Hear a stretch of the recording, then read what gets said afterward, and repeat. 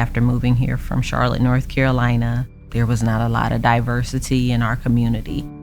My kids were used to seeing teachers that looked like them, and they were really struggling to fit in. That was very eye-opening to watch their self-esteem and confidence kind of wither away. I'm a mother first. I'm also a social worker. That was my focus, to build that community for them. Loving the Skin I'm In exists to empower and uplift Black and brown girls ages 7 to 18. We work to build self-esteem, confidence, awareness, helping them to understand their self-worth. And we do that through a variety of programming, and we have the opportunity to educate our parents who are raising these young women. I've seen the girls build relationships with other girls and no longer feel like they're the only one. They know they have this community to be a part of.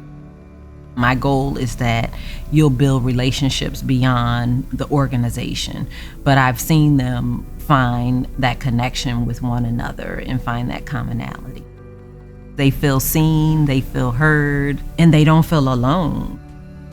The Women's Fund has been phenomenal from the beginning. It's really helped us provide these services that are so needed for our girls. It really means the world that the community sees them and supports them. We are trying to identify barriers our students have to education. And one of the greatest barriers that we are aware of is childcare.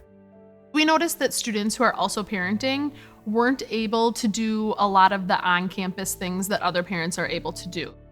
Our childcare support program focuses on helping to keep our parenting students successful and on track while they're at NWTC. The main benefit to students is we do have funding available to help make payments to their daycare providers, but we also try to help with other things like community resources, any connections that they may need to make on campus to meet their parenting responsibilities and also meet their responsibilities as a student at the same time.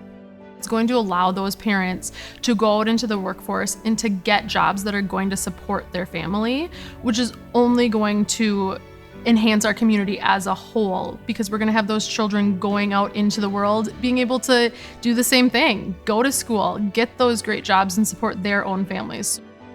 An important part of what we do is to help give access to underrepresented or underserved communities, and certainly women fall into that category, particularly women who are parents. If we are really going to take care of and advocate for women, we need to be able to say, we're going to take care of you as you are. And if you were a mom, if you were a parent, we have help and resources for you. Education is so often a bridge to a new life. We give people confidence, we help them open doors that they just never knew were doors that they could actually open. That's powerful.